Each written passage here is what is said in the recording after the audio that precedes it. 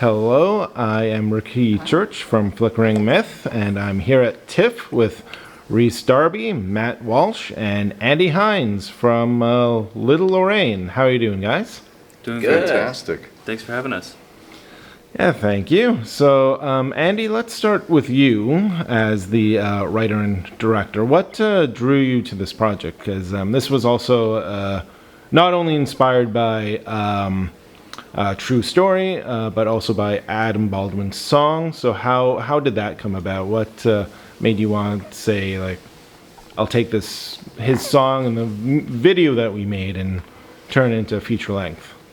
I had always wanted to have my first feature film be from back home, like set there, and be a maritime story. And so when I heard that song, and there's a number of songs on that particular album, concertos and serenades, that are so filmic in their storytelling and everything. And so yeah, it was just very inspiring. The first time I heard it, I felt this would be such a great movie. Yeah, it was all right there in the tune. Mm-hmm. And it's such a like Canadian kind of story too, like set out in the prairies and Maritimes, yeah, Maritimes, and we don't get a whole lot of like Canadian crime stories either. Not like this. Like I was thinking, it's like, oh yeah, like we had the maple syrup hijacking and stuff like that, and then this is all cocaine. I really wanted to make that story, by the way. Do you guys know about that story? Yeah. No? It's incredible. I'll tell you after. It's amazing. Yeah, it's a very uniquely Canadian story. Okay. And so then, Rhys and Matt, what was like for you guys to join this? Because you're known a lot for comedies, and this one you have fairly kind of like serious roles, especially you, Rhys. Like you play a bad guy, which you don't get to play very often. Well, that was what interested me. Other than the personal story, I love the story. Heard the song first of all, probably like you did. Loved the story and the song.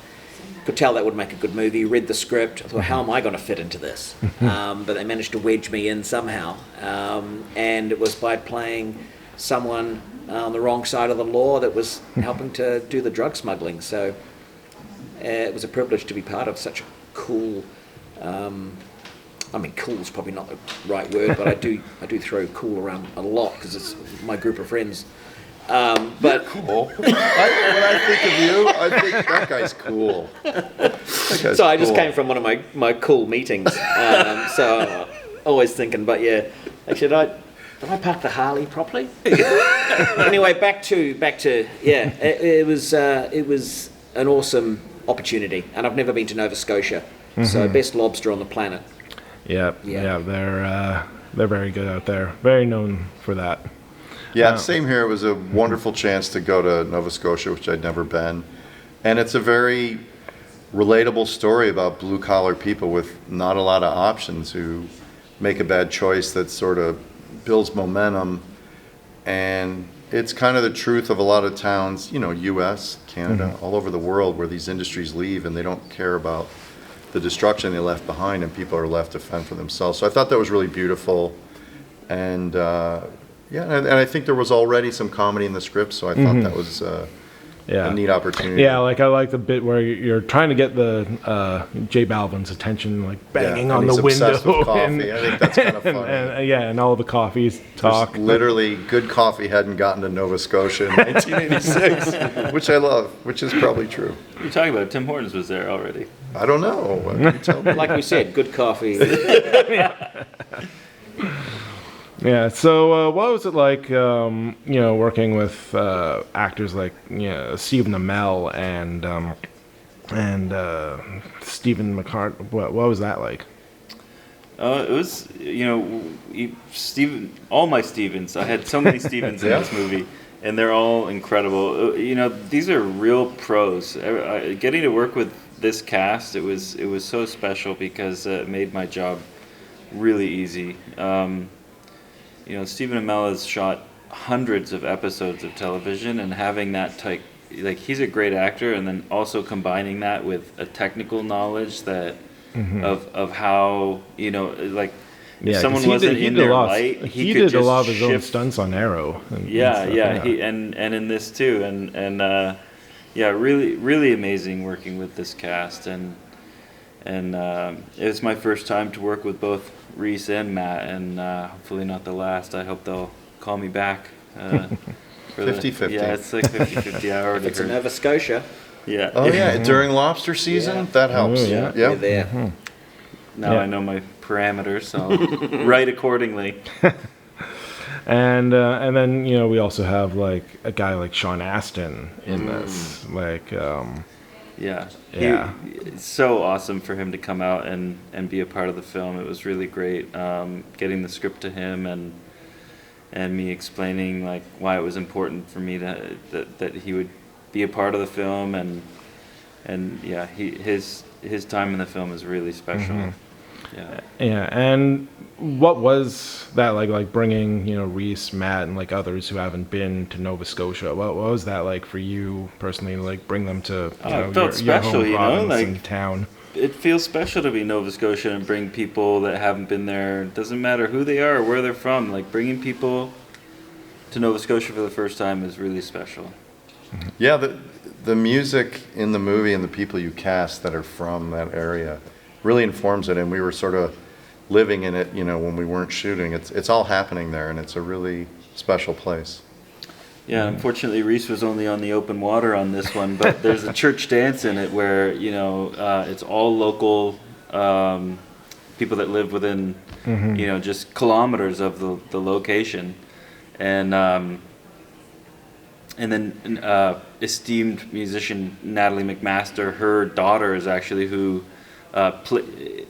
that's supposed to be Natalie McMaster on the stage in this church dance. That's where she's from, and this is that's representing her. And so her daughter played her, and then the row of dancers in that scene, it's a bunch of her kids are all the dancers, and yeah, it was really important to get that Cape Breton music to be a part of the film, because I think that if we'd done anything else or left that out of it, it just wouldn't have that feeling. Yeah, which also reminds me to apologize for my slip-up of calling the Maritimes the Prairies. I feel like that's my Canadian citizenship is revoked now. Now, Rhys, like Andy just said, like most of your or all of your scenes were on the boats. So what was that like to be like filming on the boats on the shores of Nova Scotia? Yeah, it was. I love being out on the water. I love boats. I've done a couple of boat comedies. Yep. Yeah. So it was second nature. I found the difficult part was being involved in a kind of a tough, without giving too much away, slightly horrific scene, which involved a lot of a real dramatic sudden issue that had to be taken very seriously. Now I like to give as much light and comedy as I can in any given situation, and I did many times on the day, and thankfully a lot of that was taken out. Against my will. Was it against your will? Because I remember saying when we some were of there, your I ad said, libs were just like, yeah, I said, "Oh, come on, that's a bit far." Yeah. Taking the finger we off. were friends. Took his finger off. I mean, The whole But thing it with just- you and Manuel at the end, where we just let the camera roll. yeah. I want to And see at all a that certain stuff. point, we'll get it to you, because at a certain point, it's like, all right, we know this can't go in the movie, but we can't also cut, because what's happening is just so. Put in a blooper reel or a comedy cut. Yeah. Yeah. So we put some comedy in that was appropriate and stuff like that. But it's also just because it was near the end of the shoot, right, when we were doing our stuff. Yeah. Just to be there and give a nice uplifting sort of energy to everyone that's been working as well. And I think you enjoyed that as well, because it's a lot of somber kind of drama. Yeah, So absolutely. that felt good.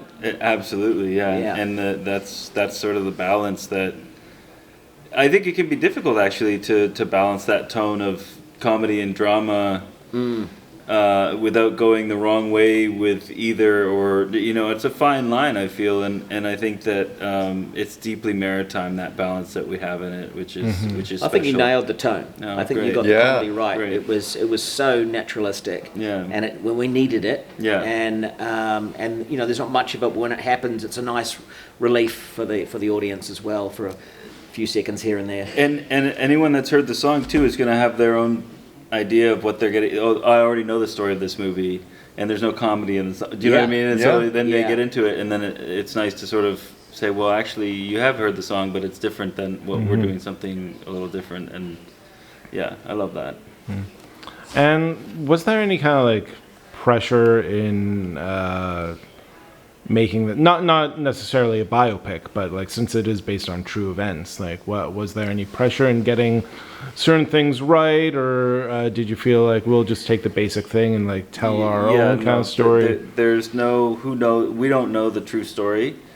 It's based on true events, and it's based on there's like a Maclean's article, Maclean's magazine article from 1991 that sort of talks about some details after the fact, like that the name of the boat was the Augustina, but very little is known because the people involved didn't talk, and which I think is really cool because the story continues as this game of telephone between people that were around, or Jason or their cousin or their uncle, or oh yeah, my dad's friend's brother's girlfriend knew someone that so it's this great, like, who really knows, and so we don't really let that get in the way. But I think you did make great efforts to serve the culture and the people and the vibe of that place. Like all your absolutely. choices with the music and the people and the casting, and Yeah, that stuff I is think you super stayed important, true to I think. that, obviously. Yeah. So And bringing this story, this Canadian crime thriller kind of story, to TIFF, how does that feel for you, Andy?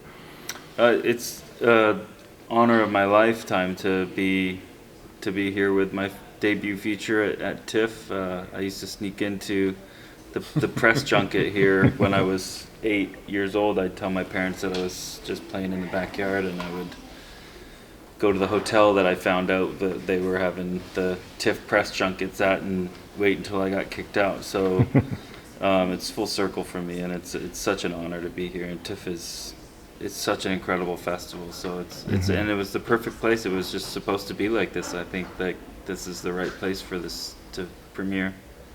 All right, great. Well, thank you very much, guys. Thanks for having really us. enjoyed the movie, and hope you enjoy the rest of TIFF. Thank you Thank so you much. so much.